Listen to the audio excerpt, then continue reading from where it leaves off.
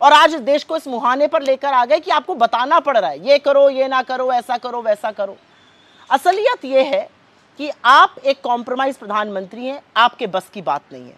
Petrol diesel का संयम से इस्तेमाल करना। साथियों, हमें पेट्रोल डीजल का उपयोग कम करना होगा। शहरों में जहां मेट्रो है, वहां हम तय करें कि हम मेट्रो का ही उपयोग करेंगे, ज्यादा से ज्यादा मेट्रो में ही जाएंगे। अगर कार में ही जाना जरूरी है तो फिर कार पूल करने का प्रयास करें और भी लोगों को साथ बिठा ले। अगर हमें कहीं सामान भेजना हो तो कोशिश करनी है कि वह ज्यादा से ज्यादा रेलवे गुड्स के जो ट्रेन होती है, रेलवे की सर्विसेज से भेजें, ताकि इलेक्ट्रिक रेलवे होने के कारण पेट्रोल डीजल की जरूरत नहीं पड़ती है।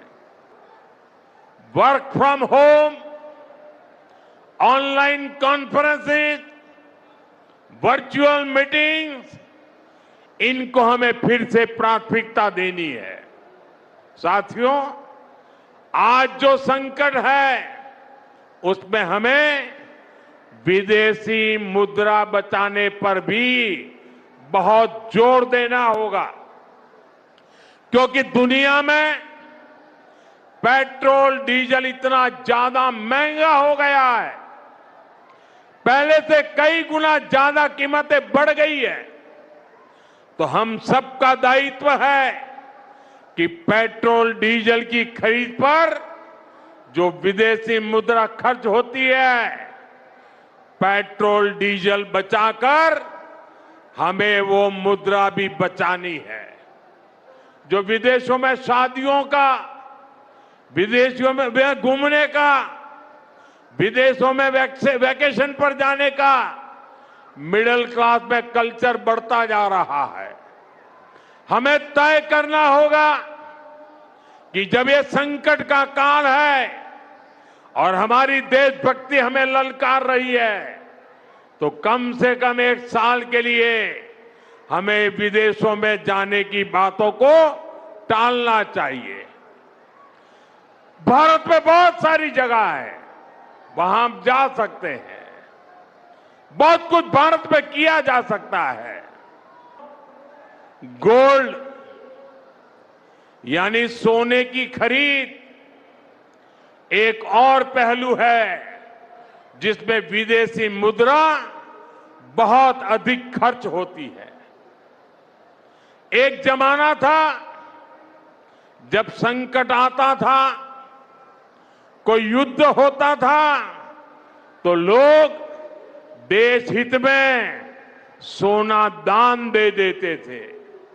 आज दान की जरूरत नहीं है, लेकिन देश हित में हमको ये तय करना पड़ेगा कि साल भर तक घर में कोई भी फंक्शन हो, कोई भी कार्यक्रम हो, हम सोने के गहने नहीं खरीदेंगे, सोना नहीं खरीदेंगे। हर परिवार अगर खाने के तेल में, खाने का तेल का जो उपयोग करता है, अगर वो कुछ कमी करे, मैंने बार बार कहा है 10% कम करो। अगर हम तेल खाना कम करें ना, तो भी वो देशभक्ति का बहुत बड़ा काम है। हम बहुत बड़ी मात्रा में बाहर से केमिकल फर्टिलाइजर इंपोर्ट करते हैं।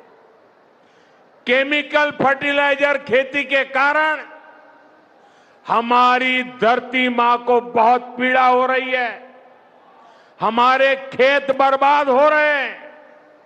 अगर आज हम अपने खेत को नहीं बचाएंगे तो भविष्य में फसलों पर भी खतरा आ जाएगा। चुनाव खत्म होने के बाद प्रधानमंत्री नरेंद्र मोदी जी ने देश की जनता से अपील की है। उनका कहना है घर से काम करो, मतलब वर्क फ्रॉम होम करो, मेट्रो से चलो, पेट्रोल डीजल बचाओ, सोना मत खरीदो, विदेशी यात्रा मत करो, विदेशी ब्रांड का सामान मत खरीदो। यही नहीं, जो खाने वाला तेल है उसका कम इस्तेमाल करो और खेतों में खाद कम डालो। ये सारी बातें कहकर नरेंद्र मोदी जी कोई नेक सलाह नहीं दे रहे हैं, वो असल में अपनी और अपनी सरकार की नाकामी का जीता जागता सबूत पेश कर रहे हैं। वो ना देश की एनर्जी सिक्योरिटी सुनिश्चित कर पाए, ना रुपया बचा पाए, ईंधन की किल्लत से लोग जूझ रहे हैं। चुनाव खत्म होने पर उनको वो सच स्वीकारना पड़ रहा है जिसके बारे में राहुल गांधी जी ने आगाह किया था। उन्होंने कहा था मार्च के महीने में कि बहुत तकलीफ आने वाली है, ईंधन की कमी होने वाली है, लेकिन मोदी जी ने किसी की नहीं सुनी। उन्होंने ये भी कहा था तैयारी करने का वक्त अब है, लेकिन मोदी जी ने सब कुछ अनसुना किया था। और यही नहीं, हिपोक्रेसी की सीमा तो यह है कि पेट्रोल डीजल जनता कम खर्च करे, लेकिन मोदी जी का लंबा काफिला पेट्रोल डीजल बर्बाद करता हुआ निकलेगा, रोड शो करेगा। आपसे कहते विदेशी यात्रा मत कीजिए, लेकिन वो यूरोप की यात्रा पर 5 दिन के लिए जा रहे हैं। बड़ी गर्मी है देश में। 12 साल बाद आज देश को इस मुहाने पर ले आए हैं कि ये नसीहत देनी पड़ रही कि क्या खाइए, क्या मत खाइए, क्या कीजिए, क्या मत कीजिए, कहां जाइए, क्या खरीदिए, क्या मत खरीदिए। मोदी जी, आप तो देखिए ऐसे अच्छे दिन ले आए हैं जिसने देश को बर्बाद कर दिया है, और आपका क्या, आप तो झोला उठाकर चल देंगे, लेकिन देश को बर्बाद करने में आपने कोई कसर नहीं छोड़ी है।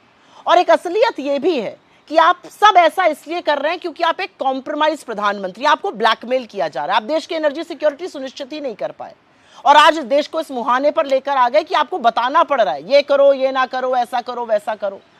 असलियत यह है कि आप एक कॉम्प्रोमाइज प्रधानमंत्री हैं, आपके बस की बात नहीं है। अगर मार्च में भी आपने राहुल गांधी जी की बात सुन ली होती तो आज देश इस मुहाने पर आकर खड़ा ना होता। धिक्कार है आप पर।